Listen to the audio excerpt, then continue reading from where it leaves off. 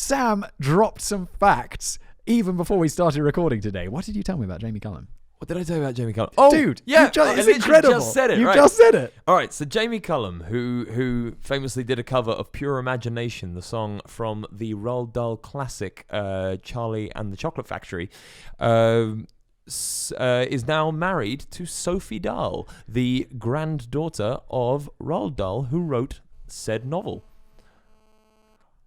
I left my phone on. I know. Error, Simon. I'm so glad it's not me. One thing I gotta mention today. We can talk about it today. I recently had a kid. Woo! So I wanted to put my phone on in our little. We're recording 2 episodes today, and I put my phone on in between the break to see if I got any messages. I completely understand. No one's judging. No, I should be a professional. Sorry, Sophie Dahl. Sophie Dahl is notable in herself. Wow, look at this. She has a whole Wikipedia page. She's got a very recognizable face. She does. I don't know, is she an actress or She's a writer? Sophie Dahl, 1977, is an English author and former fashion model. Really? Nailed it. As a writer, she published her first novella in 2003. Do you know, I'd like to write a novella. A novella? What would you write it about? I'm not really sure. I've always wanted to write a book. Yeah. My brother novella. It's like a book light. My brother just wrote a screenplay. He sent it through. He didn't have much to do at work. You have 3 brothers. I know one of them works for WeWork. Did basically WeWork had a big reshuffle where yes, it did. Yes, a big reshuffle. That was news. And my brother at the time was working as like one of the main sort of scouters of locations, and of course they weren't scouting many new locations. So with the little rejig that they were doing, and so he's moved on to different things. And is it this brother who's writing the script? Yeah, exactly. And during sort of his time off, I got a message the other day at work, and he was like, "Finished." And I was like, "What's finished?" And he sent a picture through. I've done 150 pages of a screenplay. Like I'm gonna do it. I'm gonna break into the film industry. So that's a shift. Yeah, big shift. Good luck to him. Have you read his screenplay? I've asked it for it. I've asked for it, but he hasn't sent it through yet. So hopefully it's for a film or a TV series. Yeah, film. Yeah, wow. He's always said he'd write a film. Holy shit! I mean, good luck. That's it. My dad wrote a film last year, so now I need to write a film. What? Yeah. Okay. Yeah. All right. Go for it. I mean, I'm just gonna do it. It's become family tradition now. That's pretty cool. I used to do a podcast where I interviewed authors. And they'd always get, I think, films are complicated because you've got so many different things going on, because they would get options. Like getting an option was, they'd write you a check for like 20 grand or whatever. And then it'd be like, hey, we have exclusive rights to make this book into a movie for like the next 5 years or whatever, or year, or I don't know how long. Yeah. And then people would get, I spoke to a few people who had their books optioned to be turned into movies. And you're like, oh my God, my book's going to be in the movies. And then it's like 99% of the time it never happens and the option expires, and then it reverts to you, or they'll re-up on the option and they'll want to continue, having the rights to do it, but they don't do it, and all of this stuff. Is that how it works, Sam? Yeah. Oh, that's interesting. I didn't know that. Because I've only ever known people that have written screenplays to be made into films. That have been made into... I don't think this is the norm. No, I mean, all best of luck to your brother, though. That sounds terrible. No.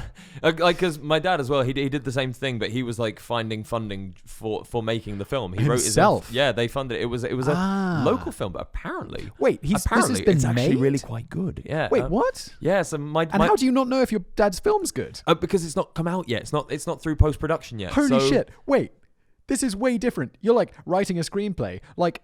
John My Barista has written a screenplay, but having a movie made is a way different deal. Yeah, well, because my dad basically. Wait, what's your dad's job? So my dad's done a whole load of jobs. He was a salesman. He was a hotelier and a restaurateur, and then he basically went, you know what?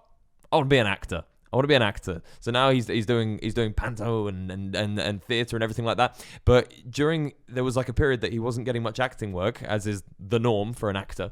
And he decided, right, I'm just going to write my own stuff because people aren't taking me for their stuff. Very much the Rocky Balboa story. And so Sylvester Stallone wrote the part for himself. Yeah, I know the story. It's inspiring. It is inspiring, and that's very much what he did for himself. He said, right, I'm going to write a really good movie. And it's going to be about, I think it was about Chelsea pensioners, who are, I wish I could tell you the full story of what it is. Once I've seen the film, I'll let you know. This is so crazy. That's so great. And they went in, they managed to get together a team of like 35, 50 people, and they filmed this movie. Who paid for it? It was partly crowdfunded, partly privately What's it funded. called?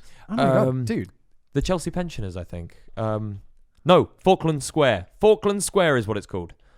And basically, it's about a guy who came back from the war. He suffered from PTSD, and then his dog got ill, and he had to raise some money for his dog or something like this. I've not seen the film. I've not read the screenplay, so I'm waiting for the film to be. Your dad's name is Russell. It is. It's on IMDb. Yeah, he's got an IMDb page. That is absolutely amazing. Yeah, so hopefully, apparently it's already like got some interest for like sort of fringe festivals and things like that. I think so. This is all sort of up in the air, but as soon as it's available to the public, I will of course push it so that everyone can have a look at it. Falkland Square, I've got it here. There's no trailer, but there's a still, which is a bit blurry. I think that's because the website's not loading properly. Good start. But that's probably my internet, to be fair. Falkland Square is based on a true story of Russell Mars, Great British Entertainment father. The story was originally pitched in early 2017 to Lexicon co-founder Miles Petford, who shortly adapted it into a screenplay.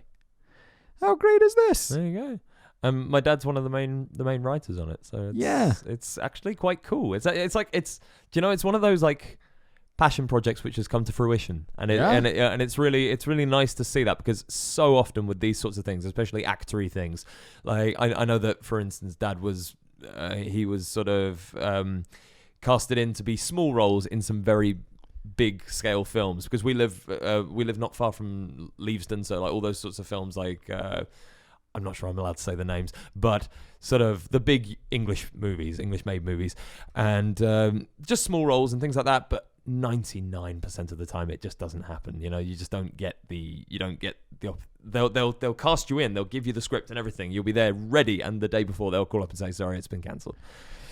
It's a weird world. It's a weird world. It's a tricky world. That's cool though, dude. I had no idea. That's exciting.